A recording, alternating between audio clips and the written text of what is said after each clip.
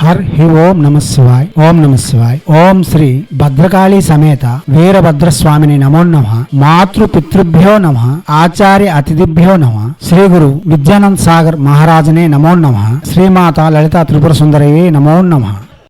దివాత్మ స్వరూపులారా, చాలా మంది ఫోన్ చేసి చెప్తున్నారు, గురువు గారు మేము మంచి వాళ్ళం అవడమే కదా మాకు కష్టాలు వస్తున్నాయి, ఈ కష్టాలన్నీ మంచివారికేనా అని అడిగితే మేము ఒక ప్రసంగంలో చెప్పాం, మీరు చేసుకున్న ప్రారంధము స్వయంకృత అపరాధముల వల్లనే తప్ప మీకు ఏవి కష్టములు రావు. కష్టాలు అనుభవించే వాళ్ళందరూ మంచి వాళ్ళు కారు, సుఖాలు అనుభవించే వాళ్ళందరూ దుష్టులు కారు. వారు అవి అనుభవించడం కోసమే అలాగా పరివర్తన చెందుతున్నారు. బుద్ధి కర్మానుసారిని అన్నట్టుగా కర్మను అనుసరించి మన బుద్ధులు మంచిగాను చెడుగాను ప్రకటితం అవుతుంటాయని మనం చెప్పాం. మనం కలియుగంలో ఉన్నాం కదా, అది యుగ ప్రభావం ఉందా? నిజమే, యుగ ప్రభావం ఉంది. ఈ యుగ ప్రభావం ఎలా మనపై గోచరం అవుతుంది, ఎలా చూపిస్తుంది, దాని యొక్క రహస్యం లేటో తెలుసుకోవడం అతి ఆవశ్యకం. ఎందుకనగా ఏదైనా సరే ఒక ఊరికి వెళ్తామంటే ఆ ఊరి యొక్క మేపు, ఆ ఊరి యొక్క కొన్ని విషయాలు తెలుసుకోకుండా ఆ ఊరిలో మనం పర్యటన చేయలేం కదా. అదే విధంగా కలియుగంలో మనం జీవనం గడపాలంటే కలియుగం గురించి యుగ పురుషుని గురించి ఎంతో కొంత తెలుసుకోవడం అవసరం. ఇదే ముఖ్యం కూడా. అయితే మంచి వారికి కష్టాలు ఎందుకు వస్తున్నాయి? నిజమే, ఎందుకు వస్తున్నాయి? ఏదైనా సరే మన ప్రారంధము, మన యొక్క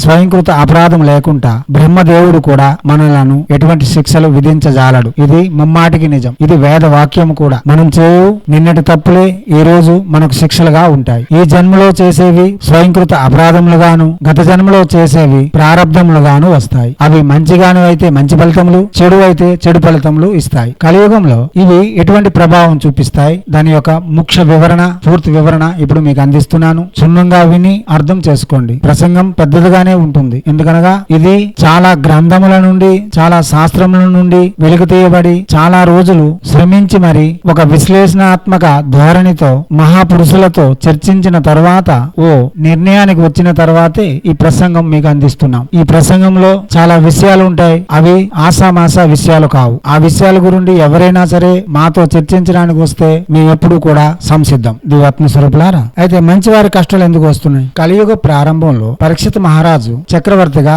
దేశమును పాలిస్తూ ఉండేవాడు. అప్పుడు కలి అక్కడకు వచ్చి, ఈ యుగమునకు నేను అధిష్టానం వహించాలి, ఈ యుగానికి యుగ పురుషుడను నేనే, కాబట్టి ఈ యుగ ధర్మములు మారుతాయి, ఈ యుగానికి పాలించడానికి నేను వచ్చాను, నీలాంటి ధర్మాత్మలు పరిపాలన చేయడం వలన నా చర్యలు కొనసాగించుటకు వీలు కాకుంటున్నది, కాబట్టి నేను నివాసం చేసేందుకు కొన్ని స్థలములు నాకు కేటాయించు అని ప్రార్థన చేశాడు. అప్పుడు పరీక్షిత మహారాజు యుగ ధర్మమును అనుసరించి, ధర్మాచరణమును అనుసరించి అతనికి 4 స్థానములు సమర్పించాడు. ఒకటి వ్యభిచార గృహము, రెండవది మద్యపాన గృహము, మూడవది జూజమాట అనగా పేకాట లేక పాచికలాట, నాలుగవది మాంస భక్షణ లేక మాంస విక్రయ కేంద్రం. ఈ 4ంటిని ఒప్పచెప్పాడు. ఇలా కొన్నాళ్ళు సాగాక ఒక రోజు పరీక్షిత మహారాజు వేటకై అడవికి వెళ్లి తిరుగు ప్రయాణమై అలసటతో వస్తుండగా మధ్యదారిలో పరీక్షిత మహారాజుని ఆపి వినయపూర్వకంగా నమస్కరించి, రాజా, మీరిచ్చిన స్థలములు నాకు చాలుట లేదు, మరొక్క స్థలమును నాకు కేటాయించండి అని ప్రార్థన చేశాడు. అయితే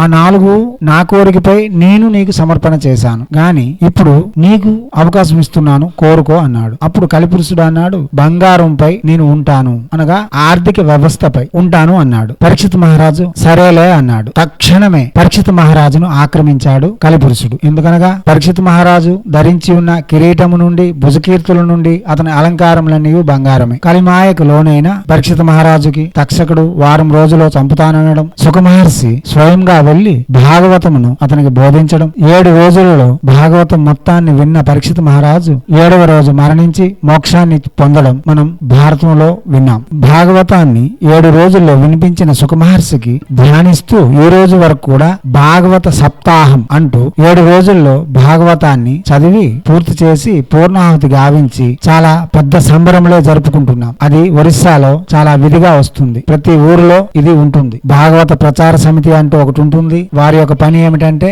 భాగవతాన్ని 7 రోజుల్లో పూర్తి చేసి పూర్ణాహుతి గావించి ఒక సంబరంలా జరుపుకుంటూ ఉంటారు. దివాత్మ స్వరూపులారా, ఇదిలా ఉండగా కలిపురుషుడు రోజు రోజుకి విజృంభించి వ్యవస్థను ఆక్రమించుకుంటూ ఉన్నాడు. అయితే అతను ఇచ్చిన మాట ప్రకారం 5 వస్తువులపైన అతని యొక్క ప్రభావం ఈ రోజు వరకు ఉంది. ఇతరములకు ఆక్రమించే అధికారం లేదు అతనికి. ఎందుకనగా చక్రవర్తి యొక్క శాసనం అది, పరీక్షిత మహారాజు యొక్క శాసనం. దివాత్మ స్వరూపులారా. అయితే ఇలా కొన్ని రోజులు గడిచాక ఒకసారి కలిపురుషుడు ఏం చేశాడు, పుష్కరిణి క్షేత్రమునకు వెళ్లి శ్రీకృష్ణుని గురించి తపస్సు చేశాడు. పుష్కరిణి క్షేత్రం అనగా ఋషికేశు మహాక్షేత్రం యందు ఉన్నది. దీనిని పుష్కర క్షేత్రం అంటారు. ఎందుకనగా అక్కడ సరోవరం ఉంటుంది. ఆ సరోవరంలో పద్మములు చాలా విశాలంగా చాలా పెద్దవిగా ఉంటాయి. ప్రపంచంలో అతి పెద్దవైన పద్మ పుష్పములు ఆ పుష్కరంలోనే ఉంటాయి. అక్కడ నుండి తెచ్చిన పద్మ గింజలని పుష్కరమాలలు చేసి మెడలో దాలుస్తూ ఉంటాం. లక్ష్మి జపం చేసేటప్పుడు వాడే పుష్కరమాలలు అవే. అక్కడ పూర్వం బ్రహ్మదేవుడు సృష్టి ఆరంభం కోసం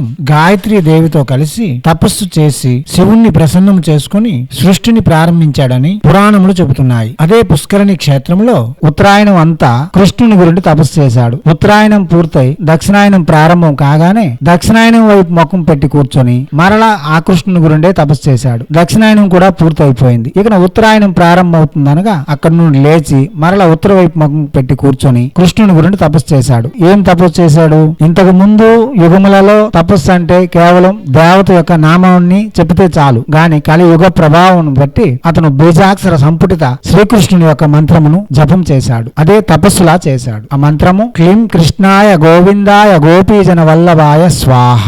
మంత్రము క్లీం కృష్ణాయ గోవిందాయ గోపీజన వల్లభాయ స్వాహ. కృష్ణునికి చాలా ఆశ్చర్యం కలిగింది. అతను స్వశుద్ధముగా రాక్షస వంశానికి సంబంధించిన వాడు, శివుని యొక్క మానసపుత్రుడు, శివుని యొక్క భక్తుడు, సదా శివునికి తపస్సు చేసి ఒక యుగానికి అధిష్టానం వహించే యోగ్యతను సంపాదించుకున్నాడు. అటువంటి వాడు విష్ణుని విడిచి శివుని విడిచి బ్రహ్మను విడిచి నా గురిని ఎందుకు తపస్సు చేస్తున్నాడు అని ఆశ్చర్యపోయి కలికి ప్రసన్నమైనాడు. భక్త, ఇంతమంది దేవతలు ఉంటుండగా నా గురిండే తపస్సు చేయడానికి కారణం ఏమిటి అని ప్రశ్నించాడు. దేవాదిదేవ శ్రీకృష్ణ, ద్వాపర యుగములో యుగానికి జగద్గురువైన నీవు ద్వాపర యుగం చివరిలో ఆ యుగమునకు తగు శేషమును చేసి ధర్మమును నిలిపి ధర్మబద్ధముగా నడిచే చక్రవర్తి అయిన ధర్మరాజుకు పట్టాభిషేకము గావించి నీవు నీ విధులను నిర్వర్తించావు. నీ ముగింపుతో ప్రారంభమైన ఈ కలియుగం నీ శాఖకు చెందినది. అక్కడ కొన్ని విధానములైన నాకు ఆటంకములు ఉన్నాయి. ఏమనగా చందనమును నుసట ధరించి వారిని, విభూతిని నుసట ధరించి వారిని, రుద్రాక్ష మాలను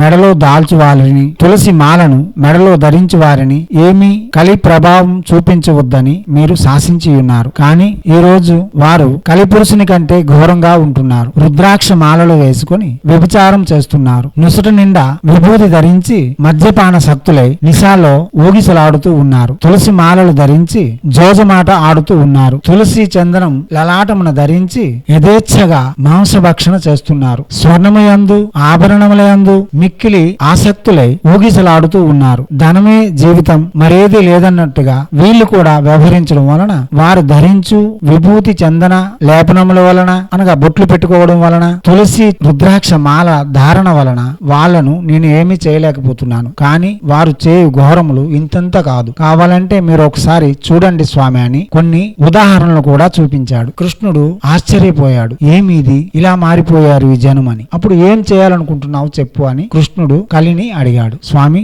ఎవరిని బాధించుటకు నాకు అధికారం లేదు. ఎందుకనగా ఎవరి యొక్క ప్రారబ్ధములు ఎవరి యొక్క స్వయంకృత అపరాధములే వారికి శిక్షలుగా విధించబడతాయి. అయితే కలియుగంలో యమలోకమునకు పని తక్కువ కావాలి. ఎవరైనా సరే ఇక్కడ పాపము చేసేవారు ఇక్కడే శిక్షను అనుభవించాలి. ఎవరైతే సదాచారం కలిగి మంచి వాళ్ళుగా ఉండి దైవ భక్తితో ఉంటారో వారికి 7 జన్మలు చేయు పాపమంతా ఒకే దగ్గరకు తెచ్చి వారికి కష్టములన్నీ ఒకేసారి కల్పించి వారి ప్రారబ్ధమును మొత్తాన్ని అనుభవింపజేసి వారి కర్మలన్నీ వారి చేత అనుభవింపజేసి వారి జీవితం దుఃఖమయం చేసి కడిగిన ముత్యముల శుద్ధమైన స్ఫటిక మణిలా వారి పాపముల నుండి విముక్తులను చేసి వారిని మోక్షమును అందిస్తాను. బాగా అర్థం చేసుకోవాలి దివత్న స్వరూపులారా, ఇది చాలా బాగా అర్థం చేసుకోవాలి. కలి ఏమి రాక్షసుడు కాడు, అతను కూడా ఒక దేవతా స్వరూపుడు కాగా బాధ్యతాయుతమైన యుగానికి అధిష్టానం వహిస్తున్నాడు. అతను కూడా ధర్మాన్ని విడిచిపెట్టి అధర్మాన్ని చేయుటకు వీలుండదు. మన ప్రారబ్ధములను మనకు అందింపజేస్తాడే తప్ప అతను మనపై కక్ష కట్టి మనలను దుఃఖింపజేసే అధికారం అతనికి కూడా లేదు. ఎందుకనగా కలిపురుషునకు ఈ యుగము యొక్క పాలన అప్పగించినప్పటికీ మన దేవతలందరూ మన చుట్టూ కాసి ఉన్నారు. 33 కోట్ల దేవతలు మన కాసి ఉన్నారు. మన రక్షణకై వాళ్ళంతా ఉన్నారు. మన రక్షణ కోసం ఒక వ్యవస్థ ఉంది. దానికోసమని కలిపురుషుడికి జడవలసిన అవసరం లేదు. కలిపురుషుడు కూడా అధర్మంగా ప్రవర్తించి అతనికి ఇవ్వబడిన అధికారమును దుర్వినియోగం చేయజాలడు. అలా అయితే యుగం చివరి వరకు కొనసాగలేడు. అయితే భోగాలు అనుభవించే వారికి వారికి సుఖాలు వస్తున్నాయి. ఇప్పుడు తెలుసుకుందాం. శ్రీకృష్ణ భగవానునితో కలిపురుషుడు ఇలా చెప్తున్నాడు. స్వామి, ఎవరైతే భోగాలపై ఆసక్తులై ఉంటారో వారికి కలియుగం అంటేనే భోగలోకం. భోగాలు అనుభవించడం కోసమే కలియుగం ఉంది. ఏ యుగంలో లేని భోగాలన్నీ ఈ యుగంలో అనుభవించవచ్చు, యథేచ్ఛగా అనుభవించవచ్చు. అక్కడ ఇతర యుగాలలో ధర్మం చేసేందుకు, పుణ్య కర్మలు చేసేందుకు, కర్మ కాండలు చేసేందుకు ఎంత స్వేచ్ఛ స్వతంత్రాలు ఉంటాయో కలియుగంలో భోగాలు అనుభవించడానికి అంత స్వేచ్ఛ స్వతంత్రాలు, అంత పలుకుబడి కూడా ఉంటుంది. అంటే ఎవరైనా సరే భోగాలు అనుభవించకపోయినా, భోగాలపై ఆసక్తి లేకపోయినా వాళ్ళకు ఒక జంతువులా చూస్తారు, మనిషిలా కూడా చూడరు. ఎందుకు? అది కలియుగం యొక్క మనుషుల యొక్క ప్రభావం, కలి పురుషుని యొక్క ప్రభావం కాదు. కలియుగంలో ఉండే మనుషులను చూసి కలి పురుషుడే భయపడి కృష్ణుడికి తపస్సు చేశాడు. మీ గురువులను లేక సిద్ధ పురుషులను అడిగి తెలుసుకోండి. ఇక్కడ ఉండే మానవ జాతిని చూసి కలికే వణుకు పుట్టింది. అయితే ఏం చేయాలి? భోగాలను అనుభవించడానికి ఎవరైతే ఆసక్తులై ఉంటారో వాళ్లకు 7 జన్మలలో అనుభవించవలసిన భోగాలన్నీ ఒకేసారి అతనికి అందిస్తాను. వాడు భోగాలన్నీ అనుభవిస్తాడు. ఎప్పటికైతే ఆడు భోగాలు తీరిపోతాయో, అనుభవించవలసిన పుణ్య కర్మలన్నీ చెల్లిపోతాయో ఆ రోజు నుండి అతనికి చిరునామే ఉండకుండా చేస్తాను. అక్కడ నుండి 7 జన్మలో అనుభవించవలసిన కర్మలన్నీ అక్కడ నుండి అనుభవింపచేస్తాను. అందుకే కొంతమంది అంటున్నారు, గురువుగారు నేను పబ్బుల్లోని తిరిగినన్నాళ్ళు, పేకాట్లు ఆడినన్నాళ్ళు చాలా సరదాగా ఉండేవాడిని, కానీ ఈ రోజు ఏదో జపం చేసుకుంటున్నాను, పూజ చేసుకుంటున్నానంటే ఎటు చూసిన ఆటంకాలే, ఎటు చూసిన కష్టాలే. అప్పుడు అనుభవించేశావు, వాటి రుణం ఇప్పుడు తీర్చుకుంటున్నావు. దీనిలో ఎవరిది తప్పిదం లేదు, ఎవ్వరు దీనికి బాధ్యులు కారు. నీ కర్మకు, నీ ప్రారంధమునకు, నీ యొక్క స్వయంకృత అపరాధమునకు నీవే కారణం, నీవే బాధ్యత వహిస్తూ ఆ శిక్షలు అనుభవించాలి. దీని వలన యమలోకంలో పని తగ్గుతుంది. ఎందుకనగా యమలోకం నాకు తీసుకెళ్తే సాక్ష్యాలు, రుజువులు అన్ని కావాలి, ధర్మాధర్మ విచారణ కావాలి. ఇక్కడ అది అవసరం లేదు. ఎందుకనగా వాడు భోగాలు అనుభవిస్తూ ఏదో ఒక స్వయంకృత అపరాధం చేస్తాడు. ఆ అపరాధంతోనే అడుగంటికి పోతాడు. అన్ని శిక్షలు ఇక్కడే అనుభవించేస్తాడు.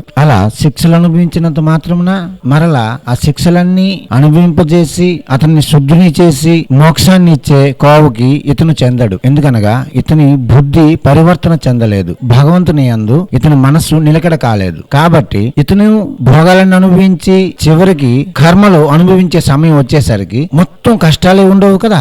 ఏదో ఒక రోజు చిన్న విసులుబాటు వస్తుంది. ఆ విసులుబాటు రోజుల్లో కూడా దుర్మార్గపు ఆలోచనలు ఆలోచిస్తాడు, భోగం వైపు పరుగులు తీస్తాడు. దాని వలన బ్యాంకులో రుణం తీసుకున్న తర్వాత ఓడీలు మీద ఓడీలు, వడ్డీలకు చక్ర వడ్డీల్లా పాపానికి పాపం, పాపానికి పాపం, పాపానికి పాపం చేస్తూ ఎక్కడికి వెళ్తాడు అన్నది అది అతనికే తెలియాలి. ఎందుకంటే ఈ విషయంలో అంత ఘోరంగా చెప్తుంది గరుడ పురాణం. ఇది అవుతుంది కలియుగం యొక్క ముఖ్య ప్రణాళిక. ఈ కలియుగ చక్రంలో పడకూడదనే మనం జపం చేసేటప్పుడు మద్యపాన, మాంసభక్ష, పరస్త్రీ వ్యామోహము నిషేధము అని చెప్తున్నాం. ఈ 3 లేని వాళ్ళకి పేకాట ఇంచుమించు ఉండదు, అంటే జోజు మాట ఉండదు. భోగాలపై ఆసక్తి లేనప్పుడు ఎవరు కూడా కలి మాయలో పడరు కూడా. పెద్ద సన్యాసి అయి ఉంటారు, పెద్ద స్వామీజీ అయి ఉంటారు, ఆశ్రమాన్ని తీసుకెళ్లి పెద్ద పట్టణాల్లో పెడతారు. అనగా ఆశ్రమాన్ని నిర్మించడానికి రాజధానులు, ముఖ్య పట్టణాలే కావాలి. ఏమంటే గురువు గారు రాత్రికి రాత్రి అమెరికా వెళ్ళడానికి ఇంటర్నేషనల్ ఎయిర్పోర్ట్ కావాలి. గురువు గారు ప్రవచనం ఇవ్వడానికి అమెరికా వెళ్తారు. అది పల్లెటూరులోనో ఏదో అడవిలోనూ ఉంటే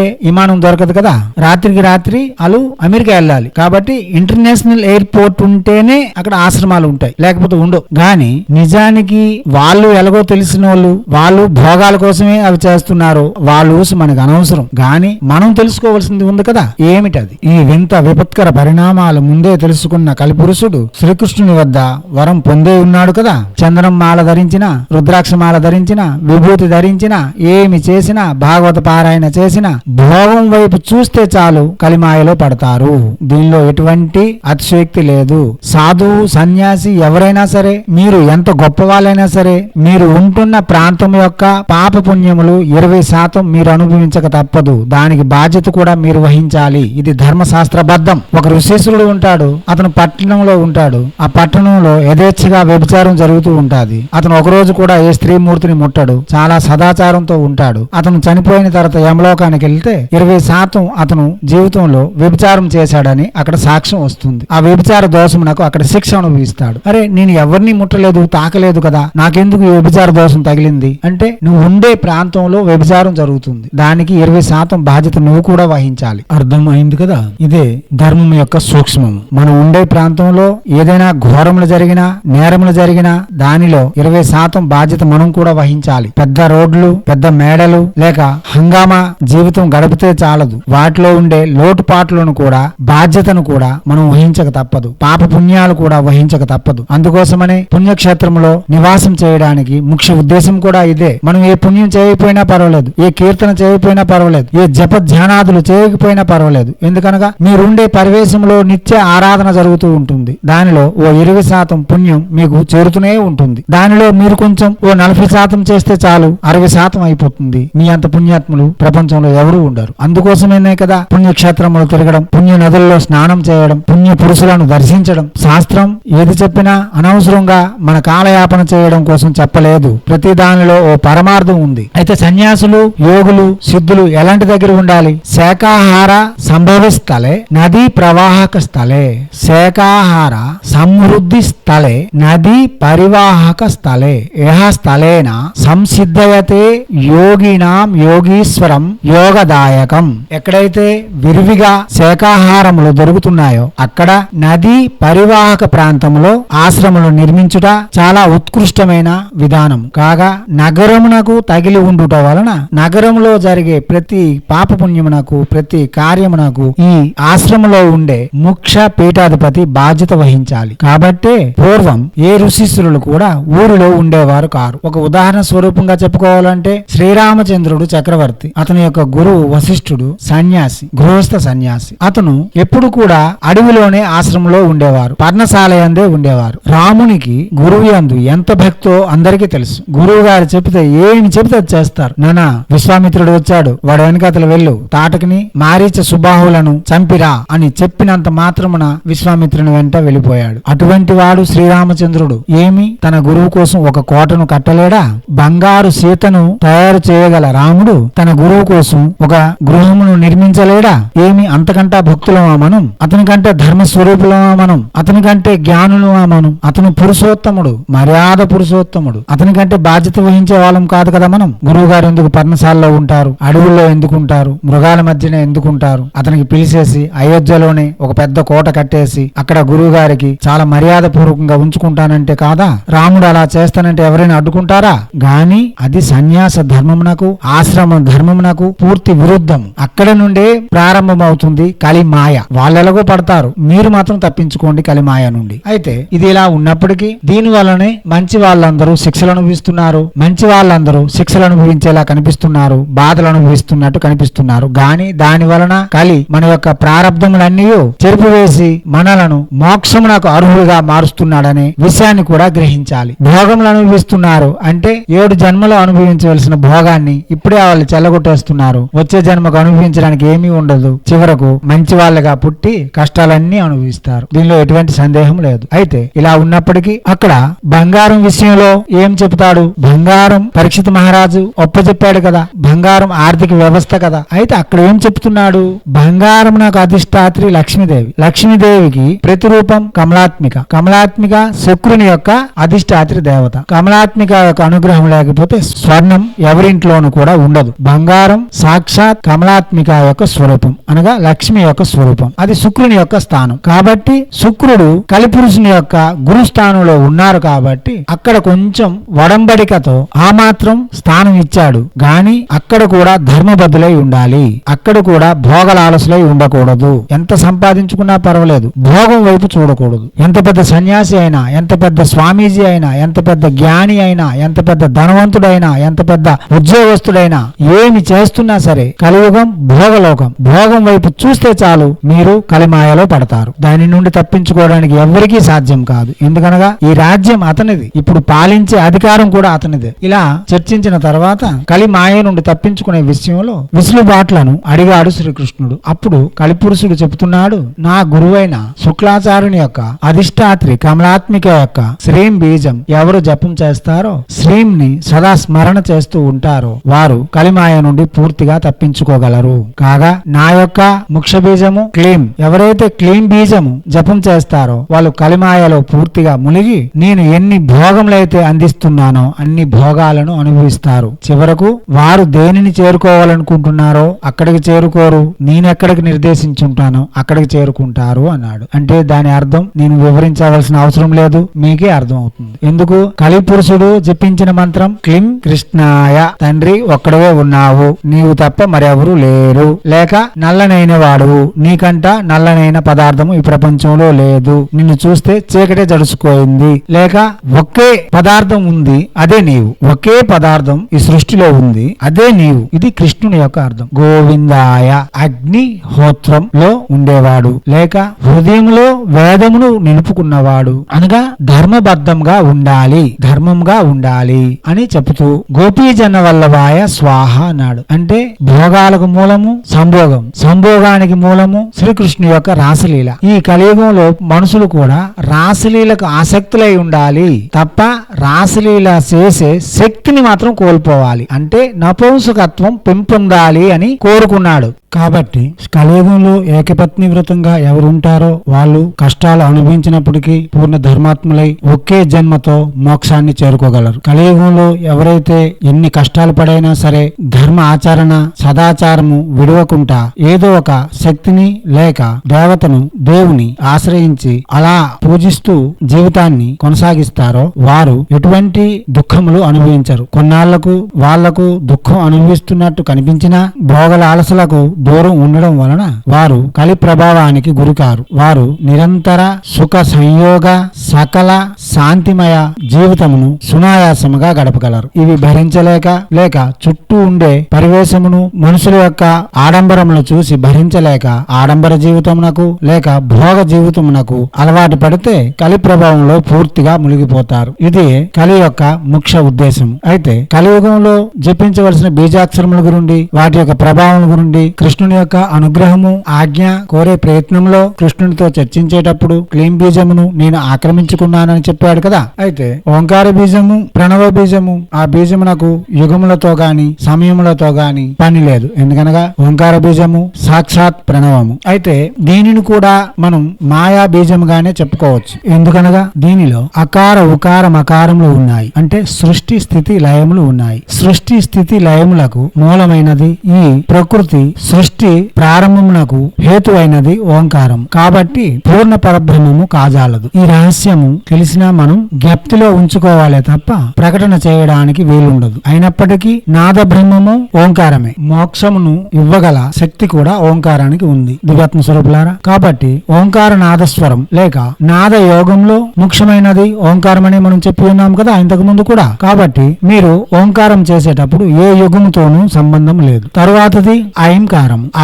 ఐం బీజాక్షరము జ్ఞానమునకు ప్రతీక, సరస్వతి యొక్క బీజాక్షరం కాగా ఇది సర్వజన వసన సర్వులందు ప్రేమను పంచగల సర్వుల యొక్క ప్రేమను అందుకోగల ఒక భిన్నమైన బీజాక్షరం. కాబట్టి ఈ బీజాక్షరము కలి యొక్క ప్రభావం నుండి మనలను బయట పెట్టగలదు. గాని క్లీం బీజము కలి పురుషుని యొక్క ముఖ్య బీజము. కాబట్టి ఆ బీజము ఎవరైతే జపం చేస్తారో వారు దాని యొక్క హెచ్చుతగ్గులను లేక చర్యలను ఉపచర్యలను తెలుసుకొని జపం చేయుట చాలా మంచిది. పురుషులకు అంత నియంత్రణలు అవసరం లేదు, గాని నియంత్రణగా ఉంటే మంచిది. ఎందుకనగా లేనిపోని అపోహలకు గురై వాళ్ళు ఆశాజీవులుగా మిగిలిపోయే అవకాశాలు ఉన్నాయి, భోగల ఆలసులయ్యే అవకాశాలు ఎక్కువగా ఉన్నాయి. స్త్రీమూర్తులైతే పెళ్ళై పుత్ర సంతానం ఉండే వాళ్లకు క్లీం బీజం ఏమీ చేయలేదు. వాళ్లకు కలి ప్రభావం ఎటువంటి పరిస్థితుల్లో కూడా పడదు. గాని పెళ్లి కావలసిన ఆడపిల్లలు క్లీం బీజం జపించినట్లయితే వాళ్లకు 90 రోజుల నుండి 9 మాసాల వ్యవధిలో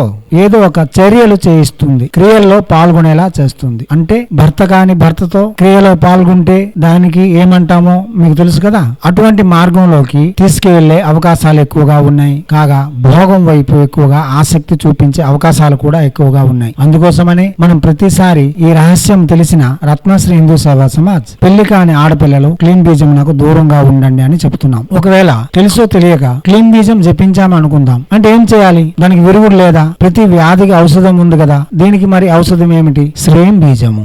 క్లీం బీజమునకు ఉపహారము శ్రీం బీజము. ఎందుకు శ్రీం బీజానికి ఇంత శక్తి వచ్చింది? కలిపురుషుడు రాక్షస జాతికి సంబంధించిన వాడు. రాక్షసుల యొక్క గురువు శుక్లాచార్యుడు. శుక్లాచార్యుని యొక్క అధిష్టాత్రి దేవత కమలాత్మికాదేవి. కమలాత్మికాదేవి యొక్క ఏకాక్షర మంత్రము లేక కమలాత్మిక యొక్క బీజాక్షరము శ్రీం. దీని వలన శుక్రుడు శాంతిస్తాడు. శుక్రుని యొక్క ప్రభావం వలన అన్ని భోగములు లభిస్తూనే అన్ని ఐశ్వర్యములు అనుభవిస్తూనే మనకు క్లీం బీజం యొక్క లేక కలిపురుషుని యొక్క ప్రభావం మనపై అంతగా ఉండదు. అందుకోసమనే శ్రీం బీజం తప్పక జపించాలి. కాగా శ్రీం బీజము సకల ఐశ్వర్యయుక్తమైన బీజము, లక్ష్మి యొక్క బీజము. శ్రీం బీజము ఎవరైతే జపిస్తున్నారో వాళ్ళు ఎంత స్వర్ణాన్ని ధరించినా సరే ఆ బంగారంపై కలి ప్రభావం ఉండదు. అందుకోసమనే శ్రీం బీజమును తప్పక జపించాలి. ఇక హ్రీం బీజము, ఇది శక్తిమయ బీజము. ఈ బీజము కూడా యుగ సంపర్కం ఉన్నప్పటికీ దీనిపై పూర్తిగా ఎవరైతే ఆధారపడి ఉంటారో వాళ్లకు సర్వశక్తులు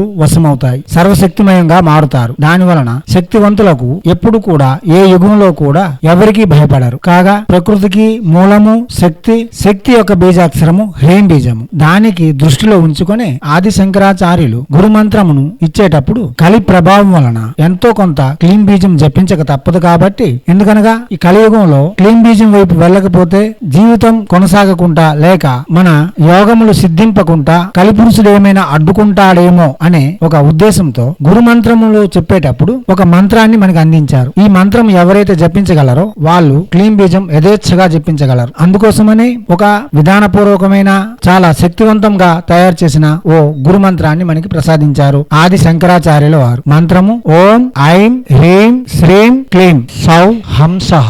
ఈ మంత్రంలో క్లీం బీజాక్షరము చివరిలో ఉంటుంది. ఈ క్లీం బీజం కంటే ముందుండే 4 బీజాక్షరములు చాలా ప్రఖ్యాతిగాంచిన ప్రాముఖ్యత కలిగిన బీజములు. ఈ బీజములు జపించి క్లీం బీజంతో పాటు ఈ బీజములు జపించి కొంత అవగాహన పెంచుకొని అధికారమును వశం చేసుకొని తర్వాత మీరు ఏ మంత్రంలోనైనా సరే క్లీం బీజం జపించవచ్చు. కాగా కాళీ ఉపాసనలో క్లీం బీజము స్వస్పష్టముగా ఎదురవుతూ ఉంటుంది. అది వామాచార విధులకు దారితీస్తుందని మనం క్లీం బీజముని కాళీ ఉపాసనలో చెబుతున్నాం. అయితే కృష్ణుని యొక్క ప్రత్యేక బీజాక్షరము క్లీం. అక్కడ ఏం చెప్తారు మంత్రంలో? గోపీజన వల్లభాయ స్వాహ అని చెప్తారు. ఏ స్త్రీమూర్తి కూడా తన భర్త గోపీజన వల్లభుడు అవుతాడంటే ఇష్టపడరు, సీతా వల్లభుడు కావాలనే కోరుకుంటారు. దీనిని మీరు పూర్తిగా అవగతం చేసుకుని అర్థం చేసుకున్న తర్వాతే ముందుకు వెళ్ళట చాలా మంచిది. దివాత్మ స్వరూపులారా అర్థం చేసుకోండి. కలి ప్రభావం ఉండే ఈ 5టికి దూరంగా ఉండడానికి ప్రయత్నించండి. 5టిలో మద్యపానము, మాంసభక్షణ, పరస్త్రీ వ్యామోహము, జూదము ఇవి పూర్తిగా విడిచిపెడితే చాలా మంచిది. లేని ఎడల నియంత్రణలు పాటించండి. నియంత్రణలు అంటే యథేచ్ఛగా మాంసం తినడం మంచిది కాదు. దానికి వార పాలన అంటూ ఒకటి ఉంటుంది. మంగళవారము, బుధవారము లేక మీకు ఏదైనా సరే ఒక విసులుబాటు ఉండే రోజులో మాంసం తినడం. అది కూడా స్త్రీమూర్తులు రాత్రి వేళ మాంసం తినకపోవడమే మంచిది. అదే ప్రకారంగా మద్యపానమునకు ఎటువంటి పరిస్థితుల్లో కూడా సూర్యుడు ఉంటుండగా అనగా పట్టపగలు మద్యపానం చేయుట చాలా దుష్ప్రభావాలను చూపిస్తుంది. అందుకోసమని కష్టపడే వాళ్ళు రాత్రి వేళ కొంచెం మధుపానమును చేయుట పర్వాలేదు గాని అదే వృత్తిగా చేసుకోకూడదు. దానికి కూడా నియంత్రణలు పాలించాలి. అదే ప్రకారముగా పరస్త్రీ వ్యామోహం కూడా స్త్రీ యొక్క వెసులుబాటుతనం కలిగేటప్పుడు అనగా స్త్రీ మనకు సహకరించినప్పుడు లేక ఏదైనా సరే ఆటంకములు వచ్చినప్పుడు సర్దాలు తీర్చుకోవడం కోసం చేయడం మంచిది గాని అది వృత్తిగా ఎంచుకోకూడదు. అందులోనూ వారింటికి వెళ్లి చేయకూడదు. వేశ్య గృహమునకు వెళ్ళుట పూర్తిగా నిషేధం. ఒకవేళ జూదం ఆడేవాళ్ళు రాత్రి వేళ 10 గంటల తర్వాత మాత్రమే జూదం ఆడాలి గాని పట్టపగలు అందులోనూ ఉదయం 12 గంటల లోపు అస్సలు జూదం ఆడడానికే పనికిరాదు. ఎటువంటి పరిస్థితుల్లో కూడా నివసిస్తున్న ఇంటిలో జూదం ఆడరాదు. దివాత్మ స్వరూపులారా ఏదేమైనప్పటికీ కలియుగంలో ధర్మం ఒక్క కాలం మీద కుంటుతూ ఉన్నది. కాబట్టి ధర్మాత్మలు జీవించుట కొంచెం కష్టమే. కానీ యుగ ప్రభావములను తగినట్టుగా మనం వ్యవహరించడం చాలా మంచిది. ఎందుకనగా మనకు సంవత్సరంలో కూడా 3 కాలములు వస్తున్నాయి. వేసవికాలము, వర్షాకాలము, శీతాకాలము. ఆ కాలమునకు అనుగుణంగా మనం ఎలాగైతే ప్రవర్తిస్తున్నామో మన జీవన సరళిని మార్చుకుంటున్నామో అదే ప్రకారంగా కాలమును బట్టి కూడా మనం మార్పులు చెందుతూ ఆ కాలమునకు అనుగుణంగా ఉంటూ ధర్మమును వీడకుండా మనకంటూ ఒక గుర్తింపు తెచ్చుకొని ధర్మం వైపు అడుగులు వేస్తూ దేవతలను దేవుళ్లను మెప్పించేందుకు ప్రయత్నిస్తూ ముందుకు సాగడం మన జీవితానికి ఓ సార్థకత. అయితే సంవత్సరంలో కూడా 4 యుగములు ఉన్నాయి. రోజులో కూడా 4 యుగములు ఉన్నాయి. సంవత్సరంలో వచ్చే 4 యుగ ప్రభావములు ఆ నెలలలో చూపిస్తూ ఉంటాయి. అదే విధంగా రోజులో వచ్చే 4 యుగములు ఆ సమయంలో చూపిస్తూ ఉంటాయి. ఆ వివరణ ఇప్పుడు అందిస్తున్నాను. సంవత్సరంలో 4 నాలుగు యుగములు: సత్యయుగము, త్రేతాయుగము, ద్వాపర యుగము, కలియుగము. సత్యయుగము ఉత్తరాయణ ప్రారంభ కాలము జనవరి 15వ తారీఖు నుండి ఏప్రిల్ 15వ తారీఖు వరకు సత్యయుగము గాను, ఏప్రిల్ 15వ తారీఖు నుండి జూలై 15వ తారీఖు వరకు త్రేతాయుగము గాను, జూలై 15వ తారీఖు నుండి అక్టోబర్ 15వ తారీఖు వరకు ద్వాపర యుగము గాను, అక్టోబర్ 15వ తారీఖు నుండి జనవరి 15వ తారీఖు వరకు కలియుగము గాను చెప్పుకోవచ్చు. ఎందుకనగా జనవరి 15వ తారీఖు నుండి ఏప్రిల్ 15వ తారీఖు వరకు చలి ఉండదు, ఎండ ఉండదు, వాన ఉండదు, ఏమీ విపత్కరమైన ఆటంకములు ఉండవు. ఏ పని చేయాలన్నా, ఏమి చేయాలన్నా కాలము మరియు వాతావరణం చాలా అనుకూలంగా ఉంటాయి. ఈ కాలములందే పెళ్లిళ్లు, శుభకార్యములు అన్ని విరివిగా చేస్తారు. అక్కడ నుండి ఏప్రిల్ 15 నుండి జూలై 15 వరకు త్రేతాయుగంగా చెప్పుకోవచ్చు. ఇది కర్మయుగం. ఎంత కష్టపడితే అంత ఫలితం పొందగలరు. ప్రతిదానికి కొంచెం తొందరపాటు పడుతూ ఉంటారు.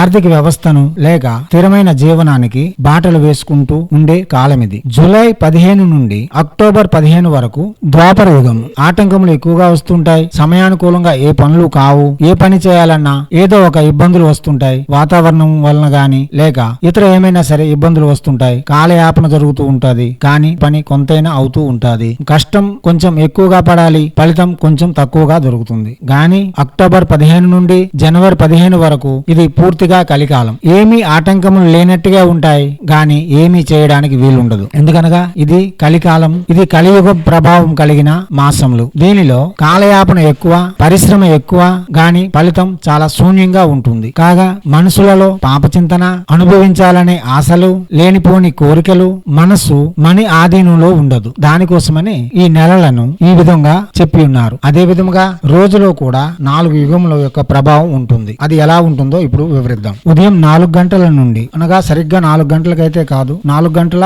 5 నిమిషాలైనా అయి ఉండాలి. 4 గంటల నుండి 11 గంటల వరకు సత్యయుగము గాను. అందుకోసమే ఈ సమయంలో ఎలాంటి మూర్ఖులైనా, చండాలులైనా, దారిద్రులైనా ఎంతో కొంత శాంతిగా ఉంటారు. పుణ్యాత్ములైతే చెప్పవలసిన అవసరం లేదు. తపస్సులు, జపాలు, పూజలు, విధులు గావించుకుంటారు. తామసులు నిద్ర చేస్తారు, ఏమి చేయరు, నిద్ర చేస్తారు. సాత్విక గుణవంతులు పూజాది విధులు, జపధ్యానాదులు చేస్తారు. రాజస గుణం కలిగిన వాళ్ళు అభివృద్ధి కోరుతూ లక్ష్మీ పూజలు, భౌతిక ప్రగతి యొక్క పూజలు చేస్తారు. తామసులు ఏం చేస్తారంటే ఈ సమయంలో నిద్రే చేసేస్తారు. మరేం పని చేయడానికి వాళ్ళకి ఉండదు. హాయిగా రాత్రి అంతా నిశాతో ఉంటారు కదా, హాయిగా పడుకుంటారు. గురువు గారు సత్వగుణవంతులు, రజోగుణవంతులు, తమోగుణవంతులు అంటున్నారు కదా, వీళ్ళు చేసే విధానాలలో ఫలితములో ఏదైనా భేదములు వస్తాయా, లేకపోతే ఈ పేర్లు ఎందుకు పెట్టారు అని మీరు అడగవచ్చు. నిజమే, ఫలితములు కూడా వేరుగా ఉంటాయి. సాత్విక గుణవంతులు తప్పక 4 గంటల 30 నిమిషాల లోపు నిద్రలేస్తారు. శాంతిగా ఉండడానికి ప్రయత్నిస్తారు. దైవారాధన చేస్తారు. రాజస గుణవంతులు కర్మయోగం కోసము లేక భౌతిక ప్రగతి పూజలైనా చేస్తారు. అభివృద్ధి కోసం ఏదైనా ప్రయత్నములు చేస్తూ ఉంటారు. వీళ్ళు 5 గంటలు 30 నిమిషాల లోపు లేస్తారు. తామసులు 6 గంటల తర్వాత లేస్తారు. 4 గంటల నుండి 5 గంటల లోపు లేచే వాళ్లను సాత్వికులుగా చెప్పుకోవచ్చు. 5 గంటల నుండి 6 గంటల లోపు నిద్ర లేచే వాళ్లను రాజసులుగా చెప్పుకోవచ్చు. 6 గంటల తర్వాత లేచే వాళ్లను తామసులుగా అభివర్ణించుకోవచ్చు. అయితే ఫలితంలో ఏదైనా భేదం వస్తుందా? నిజంగానే భేదం ఉంది. ఏమిటంటే సాత్వికులు 1,00,000 జపం చేసే ఫలితం రాజసులు 2 లక్షలు చేయవలసి ఉంటుంది. అదే ఫలితం పొందేందుకు తామసులు అయితే 4 లక్షల జపం చేయవలసి ఉంటుంది. విధానాలు కూడా కొంచెం కఠినంగా చేయవలసి ఉంటుంది. అందుకోసమే తామసులు ఇంత విధానాలు, ఇంత జపాలు చేయలేమని తంత్రయోగంలోనికి లేక వామాచారంలోనికి దిగజారుతూ ఉంటారు. తర్వాతది త్రేతాయుగం. 11 గంటల నుండి సాయంత్రం 5 గంటల వరకు. ఇది కర్మయుగం. మనం చెప్పి ఉన్నాం ఇంతకు ముందే కదా. ఇది వృత్తులు చేసుకుని కష్టపడే సమయం. ఎవరు కూడా ఈ టైం అప్పుడు ఇంత వస్తుంది అంత వస్తుంది అని లెక్కలు వేయకుండా పని ఎలా పూర్తవుతుంది, ఈ రోజు మనం చేయవలసిన పని ఎంతవరకు నెరవేర్చగలం అనే క్యాలిక్యులేషన్ చేస్తూ ఉంటారు. కాబట్టి ఇది త్రేతాయుగం. సాయంత్రం 5 గంటల నుండి రాత్రి 11 గంటల వరకు ద్వాపర యుగం. ఇక్కడ ఈ రోజు మొత్తం చేసిన దానికి ఎంత వచ్చింది, ఎవరెంత మెడ్డేశారు, ఎవరిది మనం తినేసాం, ఎక్కడ ఎలా లాభాలు వచ్చాయి, ఎక్కడ ఎలా నష్టాలు వచ్చాయి క్యాలిక్యులేట్ చేసుకుంటారు. కాగా కొంచెం కొంచెం అనుభవించడానికి ఆసక్తి చూపిస్తారు. ఎక్కువ మాట్లాడతారు, తక్కువ పని చేస్తారు. కాలయాపన ఎక్కువ చేస్తూ ఉంటారు. ఈ సమయంలో చేసే పనుల కంటే కాలయాపన ఎక్కువ. ప్రతి దానికి లెక్కలు చూడడం ఎక్కువ చేస్తూ ఉంటారు. ఇది క్యాలిక్యులేషన్ టైం. ప్రతి దానికి గణితాలు కడతారు. అలా అని పుణ్యం చేస్తూ ఉండరు, పాపం చేస్తూ ఉండరు. అలా అని ఏది చేసినా సరే కొంచెం ఆశగా, ఆసక్తితో చేసేలా ఉంటారు. గాని చేసింది తక్కువగా ఉంటుంది. దీనిని మనం ద్వాపరయుగంగా చెప్పుకోవచ్చు. ఇక రాత్రి 11 గంటల నుండి ఉదయం 4 గంటల వరకు కలియుగం. ఇది నిండా మునిగి ఉన్న సమయం. ఏ పాపం చేసినా, ఏ ఘోరం చేసినా, ఏం చేసినా నిండా మునిగి ఉంటారు. తాగుబోతోవాడు నిశాయి పడి ఉంటాడు. వ్యభిచారం యుద్ధం చేసేవాడు దానిలో పూర్తిగా మునిగి ఉంటాడు. ఎవరు ఏం చేసినా సరే పూర్తిగా మునిగి ఉండే సమయం ఇది. అందుకోసమని మనం ప్రతిసారి చెప్తున్నాం, రాత్రి 11 గంటల నుండి ఉదయం 4 గంటల వరకు ఎటువంటి పూజాది కృతువులు చేయవద్దు, బయట తిరగవద్దు, బయటకు వెళ్ళవద్దు అనడానికి ముఖ్య కారణం ఇదే. కలిపురుషునకు ఎంత మనం వెనకేసుకుని వచ్చినా అతను కలిపురుషుడే, అతని యొక్క ప్రభావం వేరుగానే ఉంటుంది. అయితే ఈ సమయంలో సాత్వికులు, రాజసులు, తామసులు ఏం చేస్తుంటారు, వాళ్ళ ప్రవర్తన ఎలా ఉంటుంది చెప్పుకుందాం. ఇది కేవలం సాధారణ వ్యక్తుల కోసమే. అదే సమయంలో వృత్తి రీత్యా లేక పని రీత్యా జీవనోపాధి రీత్యా వెళ్లే వారికి ఈ సమయములు పాలనలోకి రావు. ఎందుకనగా అతనికి వారి కుటుంబం పరిపోషణ చేసే బాధ్యత ఉండడం వలన ఏ సమయమైనా సరే పని చేసుకోవచ్చు, తన కుటుంబాన్ని పోషణ చేసుకోవచ్చు. సాత్వికులు ఈ కలియుగ సమయంలో అనగా రాత్రి 11 గంటల నుండి ఉదయం 4 గంటల వరకు ఎటువంటి విచారణ చేయకుండా నిద్ర చేసేస్తారు. ఈ కలి ప్రభావం మాకు వద్దు అనే భయంతో పూర్తిగా నిద్రలో మునిగి ఉంటారు. రాత్రి 11 గంటలకే అన్ని కృత్యములు తీర్చుకొని పడక గది నుండి బయటకు కూడా అడుగు పెట్టకుండా హాయిగా నిద్ర చేస్తారు, నిద్రలో మునిగి ఉంటారు. అదే రాజసులైతే కొంతవరకు తెలివేసి ఉండి ఎంత సంపాదించాం, ఇంకెంత సంపాదించాలి, సంపాదించుకునేందుకు ఎటువంటి దారులు ఉన్నాయి అని ఆఫీసులోనో ఇంట్లోనో కూర్చొని ఆలోచిస్తూ కొంతవరకు కాలయాపన చేస్తారు. గాని బయట తిరగడానికి గాని విచ్చలవిడి జీవితానికి గాని వీళ్ళు కూడా ఇష్టపడరు. తామసులు ఇదే సమయాన్ని అనుకూలమైన సమయంగా భావించి పగలంతా తీరిక లేనట్టుగా ఎంత వెసులుబాటు ఉన్నా సరే పగలు ఏ పనులు చేయడానికి ఇష్టపడకుండా రాత్రి 11 తర్వాతే బయటకు వెళ్ళడానికి ఇష్టపడతారు. ఏ పని చేయాలన్నా, ఎవరితో కలవాలన్నా, ఎవరితో మాట్లాడాలన్నా, ఏం చేయాలన్నా ఈ సమయాన్ని కేటాయించుకుంటూ ఉంటారు. వీళ్ళు ఈ సమయంలో నిద్ర చేయరు. సాత్వికులు ఈ సమయంలోనే నిద్ర చేసేస్తారు. తామసులు ఈ సమయాన్ని వాడుకుంటారు. అందుకోసమనే ఈ సమయాన్ని కలియుగ సమయంగా అభివర్ణిస్తూ వచ్చింది హైందవ సనాతన ధర్మం యొక్క శాస్త్రములు. అందుకోసమే మనం సాత్వికంగా దైవారాధనతో ఉండాలనుకునే వాళ్ళు ఈ వేళల్లో బయటకు వెళ్లడం వలన ఆ తామసుల యొక్క ప్రభావం మనపై ఎంతో కొంత పడుతుంది.